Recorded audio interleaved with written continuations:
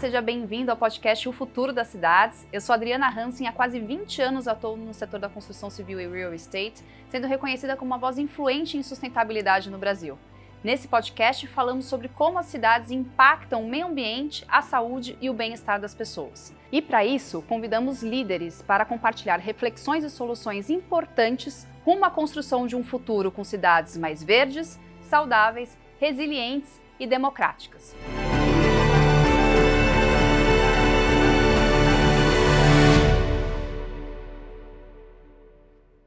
E hoje no podcast O Futuro das Cidades nós teremos com a gente Bruno Martinez, engenheiro com mais de 15 anos de atuação. Ele vem compartilhar reflexões importantes sobre o tema de eficiência energética nas nossas cidades e nas nossas edificações. Olá pessoal, meu nome é Bruno Martinez, eu sou engenheiro mecânico, trabalho com eficiência energética há mais de 15 anos. Hoje eu moro na cidade de Curitiba, uma das cidades mais sustentáveis do mundo. E pratico parapente. Estou sempre na montanha, sempre na natureza e sei como é importante a gente preservar essa natureza. Tudo que eu faço na minha vida é com o propósito de construir um mundo melhor. Hoje estou aqui no podcast O Futuro das Cidades para falar com a Adriana desse tema super importante que é a eficiência energética e super relevante para o nosso futuro das cidades. E é com muito prazer que hoje a gente recebe aqui no nosso podcast O Futuro das Cidades, Bruno Martinez, para falar sobre eficiência energética. Esse é um tema que não poderia faltar no nosso podcast na primeira temporada. A gente tem falado muito sobre carbono, descarbonização, e a eficiência energética, sem dúvida alguma, é uma pauta fundamental dentro dessa discussão, né? A gente vê aí alguns estudos, Bruno, que dizem que as cidades representam em torno de 70% do consumo de energia, os edifícios em si mais de 1/3 e quase a mesma equivalência para as emissões de carbono. Me fala um pouquinho, com a sua ampla experiência, qual que é a importância da gente tratar a eficiência energética no ambiente urbano e nas edificações? Bom, eficiência energética é fundamental para o futuro das cidades. É uma coisa que com certeza todas as cidades vão ter que estar se preocupando, principalmente para atender as metas até 2050. Né? Então, para a gente conseguir chegar no carbono zero, não é possível sem fazer eficiência energética. E aí as cidades vão ter que se preocupar com isso, né, e vão ter que se planejar para isso. Né? Como que a gente traz, digamos assim, incentivos, como que a gente traz pessoas capacitadas para a gente conseguir chegar nesse resultado. Né? Então vai ser um momento de muita oportunidade e desafios aí pela frente para a gente conseguir chegar nos nossos objetivos de carbono zero. Quando eu falo de reduzir um impacto ambiental, eu, enquanto engenheiro ambiental, sempre gosto de dividir o assunto basicamente em duas caixinhas, né? A caixinha de a gente otimizar e reduzir e depois a caixinha da substituição. E eu acho que quando a gente entra nesse assunto, é um pouco sobre isso, né? A gente trata a eficiência energética como caixinha de reduzir e a eletrificação, de certo modo, como uma caixinha de substituição. Me fala um pouquinho, na sua vivência com mais de 200 empreendimentos que conseguiram sua neutralidade de eficiência energética, que tem no seu currículo. Me fala um pouquinho quais são as tecnologias e soluções que você entende que são as mais relevantes quando a gente fala em otimizar e reduzir o consumo de energia das edificações. Essa é uma pergunta muito interessante, né? O pessoal sempre fala, eu tenho geração de energia aqui, né? Por que eu vou fazer eficiência energética? Né? E é muito engraçado, a gente teve até algumas situações, por exemplo, que projetou o prédio para zero, colocou o sistema de geração e as pessoas começavam a usar a energia de qualquer forma porque tinham a certeza que estava gerando energia ali. Né? Então aí tem esse trabalho de educação. Como que você opera ou vive, né, ou trabalha num prédio que é autossuficiente em energia.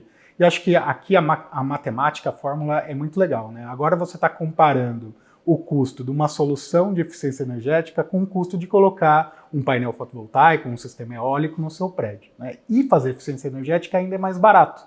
Então, a hora que você faz a matemática financeira, né, a respeito da hora que você está fazendo o design para um prédio zero, você sempre está fazendo essas comparações. E aí, como tecnologia, tem várias tecnologias que a gente pode aplicar. Uma das tecnologias que está vindo com bastante força é a bomba de calor, que é uma coisa super legal de falar, né? Então, principalmente quando a gente fala em eletrificação, né?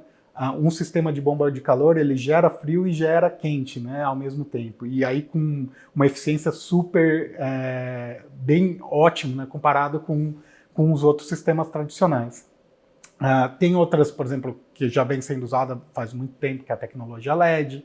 A hora que a gente fala de automação, cada vez mais os sistemas estão conversando um com o outro, e aí chegando, digamos assim, entendendo o comportamento dos ocupantes, e aí chegando em fatores ótimos de economia. Então, essa composição, né, de soluções de eficiência energética, sempre comparando qual é o custo da economia versus o custo da geração, é a chave aí para um projeto zero energia.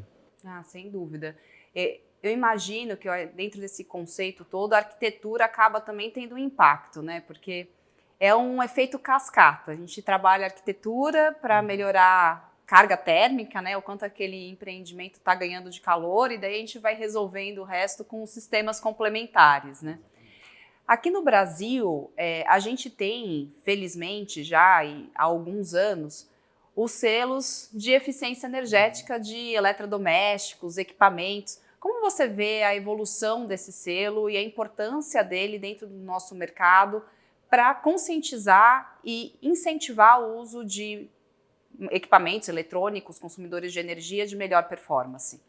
Eu acho que é natural do selo evoluir para edificações, né? Então, uma coisa super importante que a gente vê em outros países de primeiro mundo, como a da Europa, América do Norte, é que todos esses países já têm um Energy Code forte.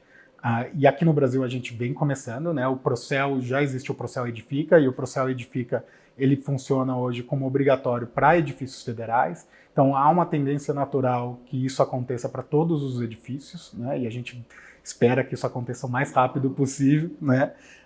E aí, a hora que você tem um Energy Code, quer dizer, para você aprovar um edifício, ter um ABITS, aprovar na prefeitura, você precisa apresentar que esse edifício é um edifício eficiente, o mercado começa a mudar, né? E aí a gente começa a ver coisas legais acontecendo, né? Você mencionou a questão da arquitetura, a importância da arquitetura num projeto de eficiência. E, sem sombra de dúvidas, a maneira mais barata de você conseguir economizar é reduzindo cargas, né? Eu tinha um dito, né, que uma das melhores medidas de eficiência energética é você ter um ambiente claro, né? Porque um ambiente claro você coloca menos iluminação, com menos iluminação você gera menos calor, você precisa de menos ar-condicionado, simplesmente selecionando a cor do seu ambiente. E isso mostra que fazer eficiência energética geralmente não é colocar um equipamento mais eficiente, um equipamento mais caro, né? Você pode fazer eficiência energética usando engenharia, né? E usando uma boa arquitetura. Então, voltando para a questão do Procel, eu acho que tem muita gente preocupada, os prédios vão ficar mais caros a hora que a gente tiver que atender os critérios de código de eficiência. Na verdade, não, né? Simplesmente, se você tiver profissionais adequados trabalhando no desenvolvimento desse projeto, você consegue chegar com um projeto, muitas vezes no mesmo orçamento, mas mais eficiente, atendendo o código de energia. E hoje existe, eu acho, também várias iniciativas que trazem a questão de dinheiro, investimento e programas para promoção da eficiência energética. Me fala o que você tem ouvido falar a respeito dessas iniciativas, desse dinheiro aí que flui direcionado especificamente para a promoção da eficiência energética nas edificações e nos grandes centros urbanos. Isso é muito importante, né? Acho que uma das vertentes para a gente começar a crescer a questão da eficiência energética no Brasil é fornecer linhas de financiamento adequadas para os projetos de eficiência energética. A gente tem algumas linhas de financiamento que são adequadas, né, para projetos, mas ainda carentes, a gente precisa de mais, né? Principalmente o Brasil, ele tem um plano de energia nacional, que é muito legal, né? O plano energético PNE. E você pode baixar esse documento, e nesse documento eles fazem uma projeção de quanto que o Brasil vai consumir de energia em 2050. Né? A gente cresce o consumo energético no Brasil em 3,5%. Então, para você ter uma ideia, hoje a gente consome em torno de 700 terawatts de energia ano. Em 2050 a gente vai consumir 2.100 terawatts de energia ano. Para a gente, dentro do plano, eles colocam, para a gente conseguir atender nessa demanda, a gente vai gerar energia hidrelétrica, a gente vai gerar energia solar, e uma parte dela tem que vir de eficiência energética. E dentro do plano eles colocam que 360 terawatts tem que vir de eficiência energética. Desafiador, hein? O que isso significa? Imagina, hoje a gente consome 720. significa que metade do nosso consumo hoje, em 2050, vai ser de eficiência energética. Então, precisamos de fundos de financiamento para conseguir chegar nesse resultado.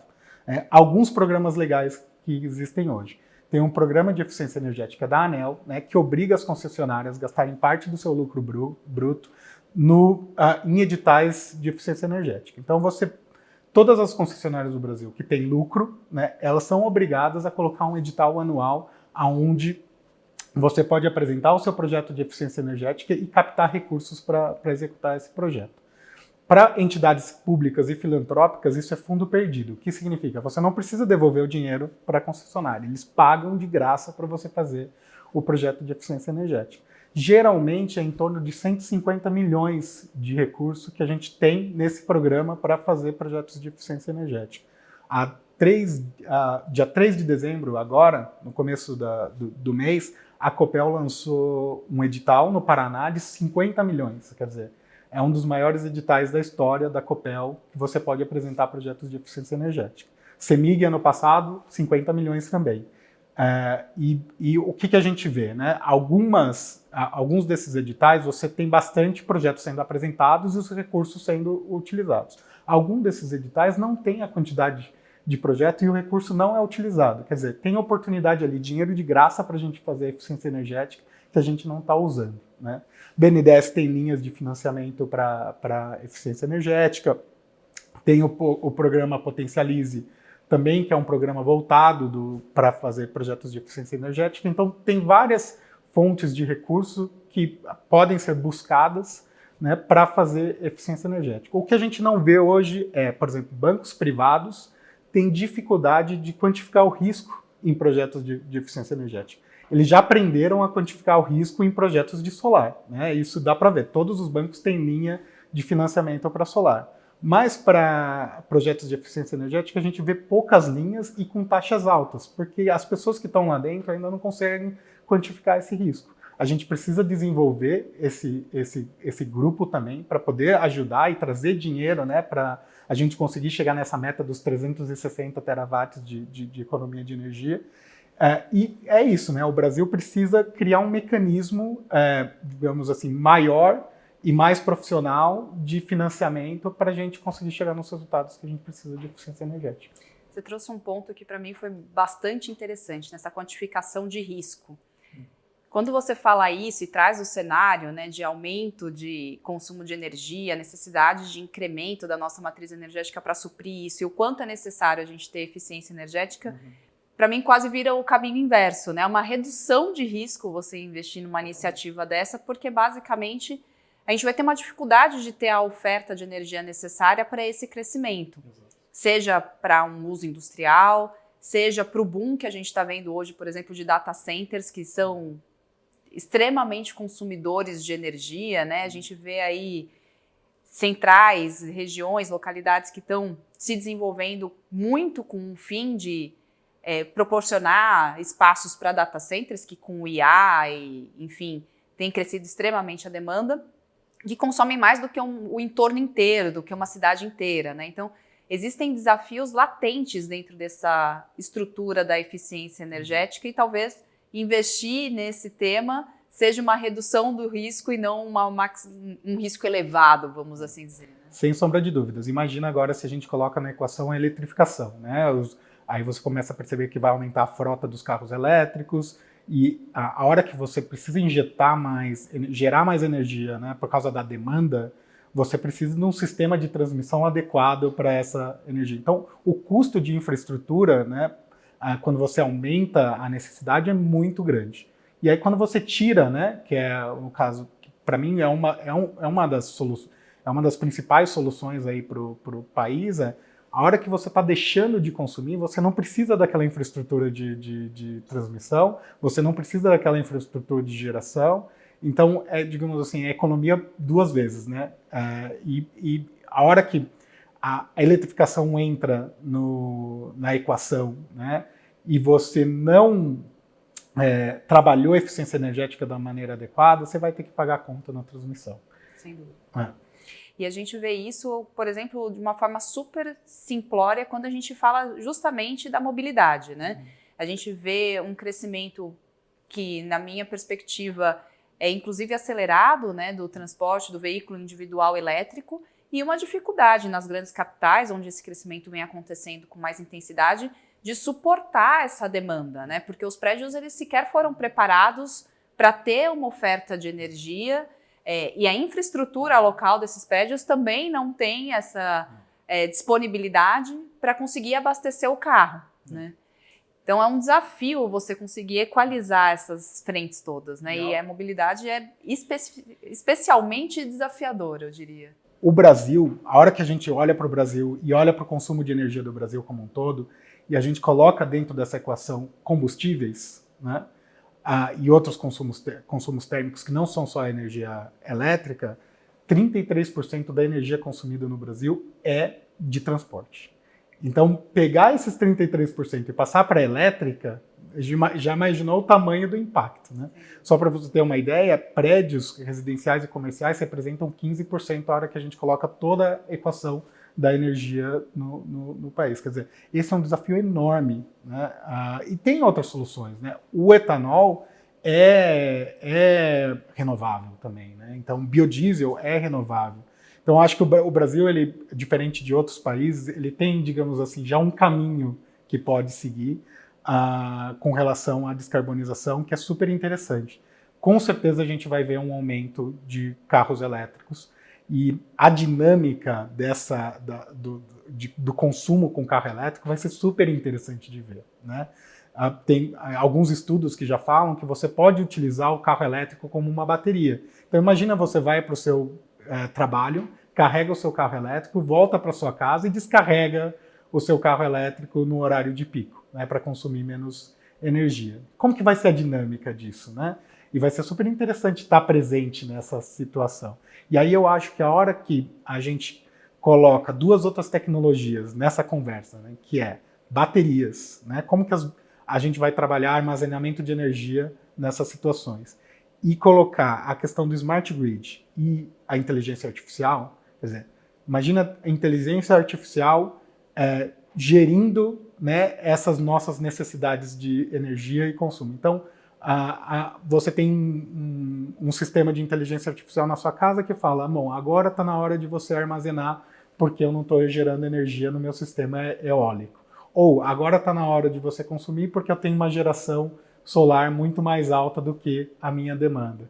E isso não de uma maneira centralizada, mas uma maneira descentralizada em cada uma das nossas residências ou dos nossos prédios de trabalho. Quer dizer, é um ambiente super incrível, né, de trabalhar e uma oportunidade para vários profissionais que gostariam de estar trabalhando nessa área. Eu acho que essa é a evolução literalmente do futuro, né? Pensar nesse smart grid, que é esse conceito que você trouxe de conectividade entre essas pequenas partes que constituem a cidade, o ambiente urbano, interagindo na oferta e consumo de energia, que eu acho que, simplificando muito, é um pouco que o Smart Grid se propõe, né, dentro desse conceito da eficiência energética e de trabalhar a energia em si.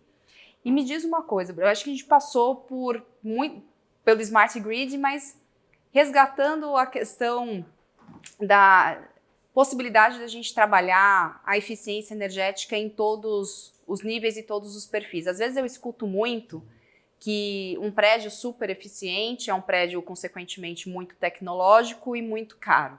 Mas cada vez mais a gente vê empreendimentos residenciais, habitações de interesse social, buscando escolas públicas, né, buscando o caminho da eficiência energética, e que é uma parcela, a maior parcela das nossas edificações, né, as habitações residenciais. O que você tem visto especificamente nesse meio do residencial, das escolas? Você atuou bastante em escola. Quais soluções normalmente se aplicam nessa tipologia? É muito legal, né? Uma escola tem uma característica muito interessante, que a escola geralmente ela é térrea ou tem poucos pavimentos. Isso faz com que a escola tenha um potencial de geração muito grande, que é um telhado comparado com a área útil da edificação. E é muito legal da gente olhar e comparar, porque a gente recebe muita coisa de fora, né? Muita coisa dos Estados Unidos, muita coisa da Europa, mas o nosso perfil de consumo e de uso é bem diferente do perfil de consumo e de uso dos países mais frios, né? Então, o Brasil, o principal consumo, né, é ar-condicionado, né, nesses ambientes. Algumas escolas ainda, infelizmente, não têm, então você vai ver um aumento de consumo, porque naturalmente, né, vai acontecer, principalmente escolas públicas, de começar a utilizar esse tipo de solução. Iluminação, e quando a gente fala do residencial, a gente tem alguns eletrodomésticos que são principais consumidores, por exemplo, geladeira, máquina de lavar, mas a gente tem muito, que é muito brasileiro, o consumo de água o consumo de energia para aquecimento de água, que é o chuveiro elétrico, né?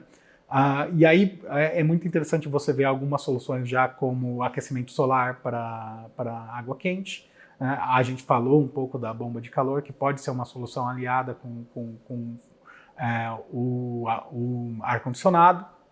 Então, tem diversas soluções ali que você pode aplicar, mas eu acho que tudo cabe e começa com uma boa arquitetura, como a gente conversou, né? Quer dizer, uma arquitetura que protege, né, reduz as cargas, né, protege o ambiente, tem uma boa aba, uma boa área de vidro, uma escolha adequada dos vidros, uma massa térmica bem distribuída dentro da edificação, que vai reduzir as cargas, as necessidades de ar-condicionado. O Brasil também, em algumas áreas, tem bastante possibilidade de aproveitar a ventilação natural. Então, é muito engraçado quando às vezes vem gente de fora para cá. Poxa, mas vocês têm janelas operáveis em todos os edifícios? Sim, a gente tem janelas operáveis em todos os edifícios e a gente usa disso, né? Então, é explorar ainda cada vez mais esse uso assim, é quebrar esse paradigma, né? Que um prédio precisa ser mais caro para ser eficiente. É possível fazer um prédio eficiente dentro do orçamento, tendo as escolhas inteligentes. E aí, para isso, é importante usar tecnologias. Por exemplo, a simulação termoenergética é uma excelente tecnologia onde você pode testar coisas no seu prédio num ambiente de projeto, né? Então, qual que é o melhor vidro para esse prédio? Eu posso testar 10 vidros dentro de um ambiente virtual para escolher qual que é o melhor. Qual que é a melhor solução de ar-condicionado para esse prédio? Eu posso testar 30 fabricantes para escolher qual que é a melhor solução para esse prédio. Então, fazer algo bem pontual, quer dizer, trazer tecnologia no desenvolvimento do projeto e aí construir alguma coisa mais inteligente, com mais engenharia, com mais arquitetura. Esse é um ponto fundamental na minha perspectiva, né? O quão é importante a gente, às vezes, se dedicar no desenvolvimento do projeto, fazer esses estudos que eu costumo dizer que são estudos prospectivos, né? Onde a gente não materializou aquela edificação ainda, mas a gente consegue entender como ela, com todas as suas complexidades, com o clima do entorno, com a situação em si de sombreamentos de entorno e seus sistemas construtivos, vai funcionar ao longo dos seus 30, 40, 50, 60 anos de operação e escolher as melhores soluções.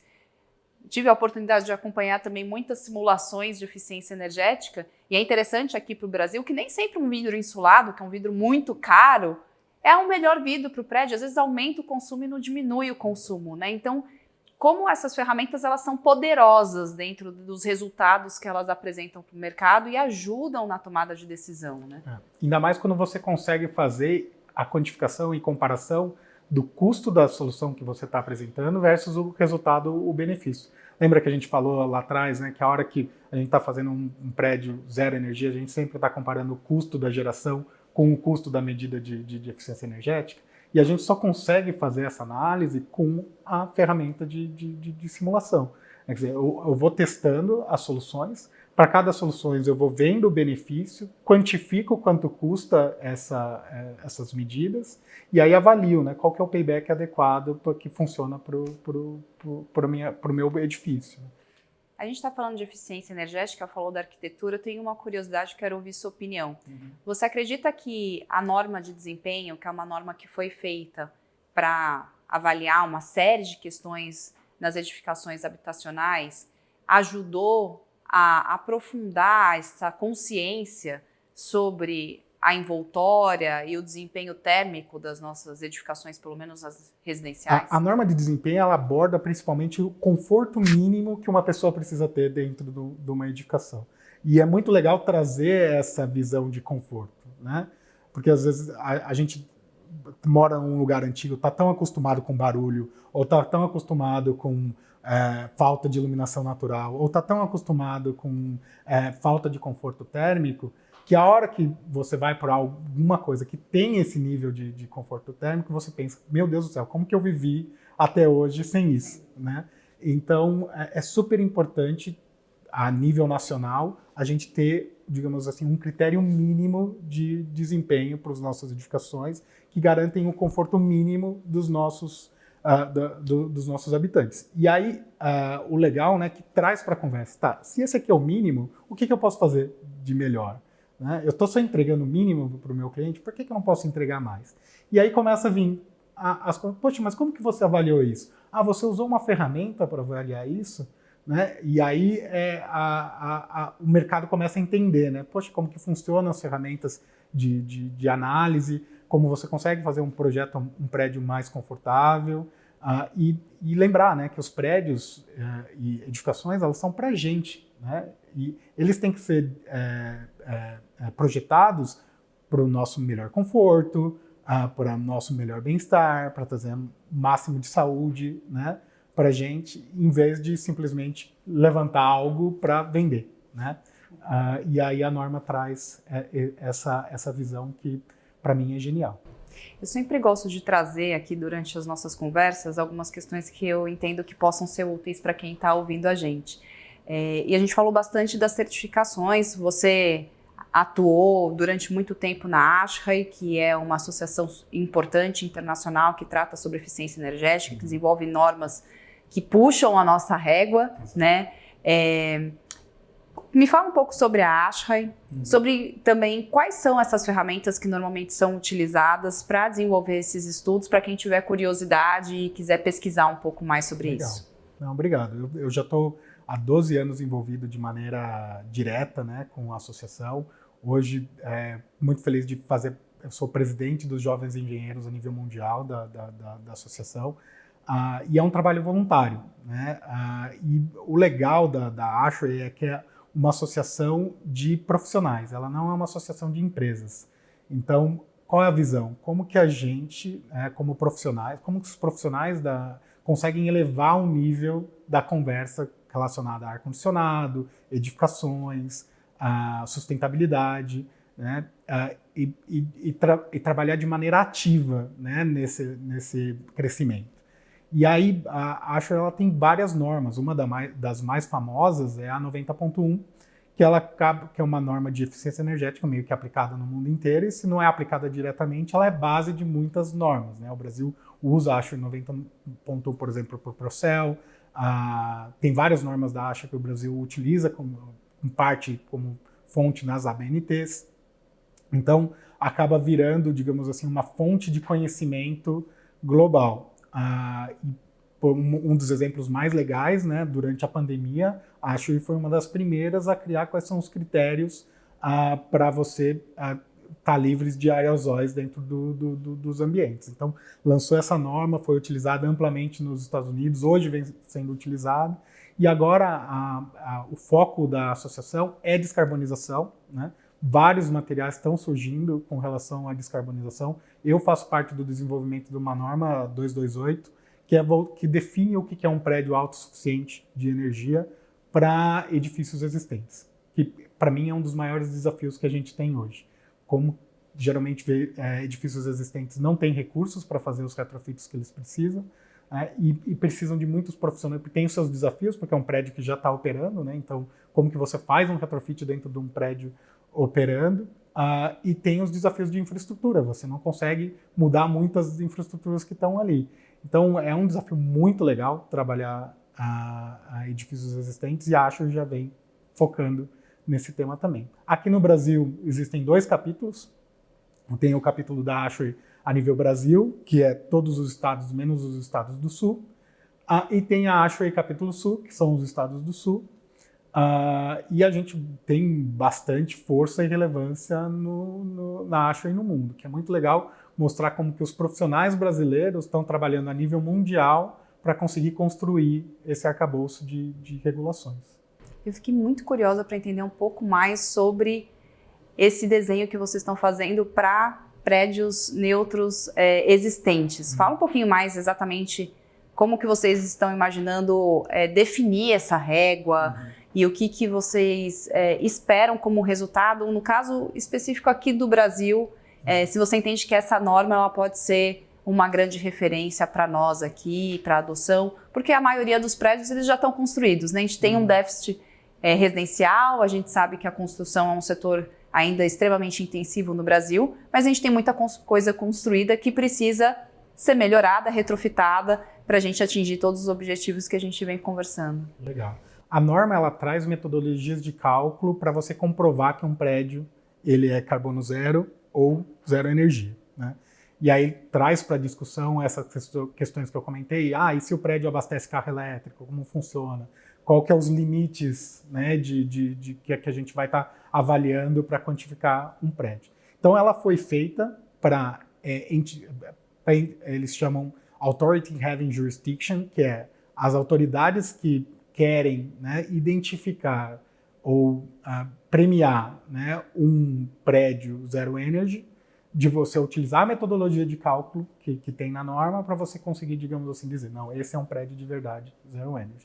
Então, para quem que funciona? Funciona para certificações. Então, por exemplo, uma certificação como o LEED, ela poderia utilizar essa norma para ter como a metodologia de cálculo para identificar um prédio existente. Ou pode funcionar para governo, né? Então, a São Paulo quer definir uma regra, né, uma lei, onde a partir de X anos todos os prédios têm que ser autossuficientes. Como que você vai avaliar se esses prédios são autossuficientes? Já tem uma norma pronta que eles podem utilizar, que é a 228 da ASHRAE. E eu vejo como algo fundamental a gente ter essas referências, né? A gente já tem alguns materiais, como a gente estava conversando, que foram desenvolvidos por grandes academias e grupos estudiosos na área de eficiência energética aqui no Brasil, como é o caso do INC, NR, que são as metodologias do próprio PBE Edifica, né? Mas quanto mais a gente tem para a gente se balizar tecnicamente no entendimento de como fazer esses cálculos, de como fazer as comparações e conseguir entrar numa mesma linguagem, melhor vai ser esse resultado e a aplicação de soluções que tendem a ser mais efetivas dentro das nossas edificações, né? Sem sombra de dúvidas. A ASHRAE também tem um material muito legal que chama os AEDGs, que são os guias para você conseguir chegar em altos níveis de economia de energia, de eficiência energética. Então, tem um guia para hospitais, como reduzir em 50% o consumo de hospitais. Tem um guia para escritórios, como reduzir em 30% o consumo de escritórios. Então, e esses materiais são gratuitos. Você entra no site, baixa os AEDGs, né, e tem AEDGs já focados de como você transformar o seu prédio em autossuficiente em energia. Então, quer dizer, é um material técnico disponível, gratuito, que é super rico, né, feito por profissionais atuantes no mercado e altíssimo nível, né, e está ali para a gente aproveitar, né? Então, é legal de poder divulgar um pouquinho da ASHRAE e dos materiais que não é muita gente que conhece, né? É geralmente quem está no meio, mas é uma associação super rica com relação a conteúdo técnico. Maravilhoso. E Bruno, o que você vê como as principais inovações e tecnologias para a gente construir esse futuro efetivamente de baixo carbono e o que você espera do futuro das cidades quando a gente pensa em eficiência energética? Não, essa é uma pergunta incrível, né? Assim, eu acho que o que a gente tem esses dias eu vi uma matéria, né, que o IBOP fez uma pesquisa comparando as residências, né, de acho que 10 anos atrás para hoje, e a quantidade de residências que agora tem máquina de lavar, né? A gente acaba não olhando para isso, mas tem uma demanda ainda latente da população com relação a diversas utilidades. Essa demanda vai ser suprida no futuro, e se a gente não fizer da maneira certa hoje, a gente vai ter um passivo, né? Então, em termos de tecnologia, eu imagino que a gente vai, como a gente comentou, né? A gente vai estar vendo muito mais geração local de energia, a gente vai estar vendo muito mais baterias, né? E e a gente vai ter vendo muito mais conectividade entre os nossos equipamentos. Quer dizer, o AI, a inteligência artificial, trabalhando para a gente para gerenciar as nossas necessidades de energia. E para mim é um futuro brilhante, né? Eu fico super empolgado. Para mim é um mar de oportunidades, e quem conseguir estar trabalhando e navegando nesse mar de oportunidades vai estar muito bem, né? E por isso aí eu chamo, digamos assim, profissionais ou novos profissionais que estão buscando o que querem fazer na carreira. Tá aqui, pessoal. Essa é uma onda que vocês vão poder surfar no futuro, né? E o futuro das nossas cidades, né? Elas vão ser muito mais conectadas. Isso vai gerar uma quantidade de dados enorme, que vai ser super legal de poder ter acesso a esses dados e poder tratar esses dados e avaliar como que a gente vai poder direcionar de maneira mais inteligente os recursos para, digamos assim, chegar nos melhores resultados e melhores impactos. Com certeza, muito menos combustíveis fósseis. Então, a gente está falando de mais etanol, de mais carros elétricos. A gente vai ter que lidar com esse desafio de aumento do consumo de energia da rede, como que a gente trabalha essa infraestrutura, né? Também vai ser uma oportunidade legal para quem estiver vivendo esse desafio. E eu imagino esse consumo de energia muito mais inteligente, né? As pessoas muito mais preocupadas não só com o consumo que elas estão tendo e a pegada de carbono, que provavelmente isso vai ser quantificado, né? Alguns países hoje já quantificam, já colocam isso na sua conta de energia, mas também mais preocupadas com o bem-estar, saúde e conforto delas, né? E elas vão estar preocupadas a hora que compram um apartamento ou elas entram num edifício, do mesmo jeito que a hora que compram uma comida e olha para ver qual que é a quantidade de calorias e quantos nutrientes que elas estão ingerindo. Então vai ter essa mudança de mindset que vai forçar todos os nossos profissionais a subirem a régua, né, subirem o nível e construírem melhor. Maravilhoso. Eu acho que você trouxe uma reflexão importante, né? O quanto que a gente precisa de dados para construir também benchmarks e buscar as nossas performances.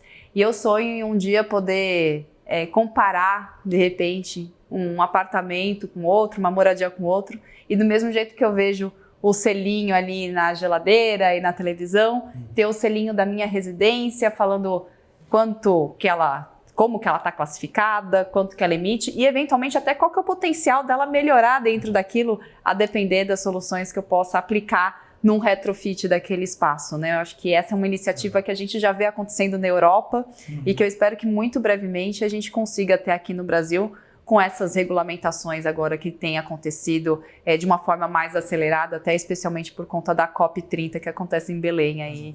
Eu queria agradecer demais a sua presença, você compartilhar todo esse seu conhecimento e especialmente essas dicas em relação aos materiais que hoje já estão disponíveis sobre eficiência energética. Não deixe de assistir os próximos episódios, a gente vai ter muito conteúdo bacana. Compartilhe, comente, curta a gente nas nossas redes sociais e a gente se vê em breve. E aí, você está gostando do nosso podcast? Ele está sendo feito com muito carinho para você. Curta as nossas postagens, comente, nos siga nas nossas redes sociais, no Instagram, o Futuro das Cidades Podcast, no nosso canal do YouTube e Spotify, que certamente isso ajuda a difundir esse conteúdo que é para a gente construir um futuro melhor. E esse projeto só está acontecendo por conta de empresas que acreditaram no nosso propósito. Praça Lindenberg Itaim, Dimensional, Carbon Cure, Real Mix Concreto e Zero Positivo. Obrigada! E para você, qual é o futuro das cidades?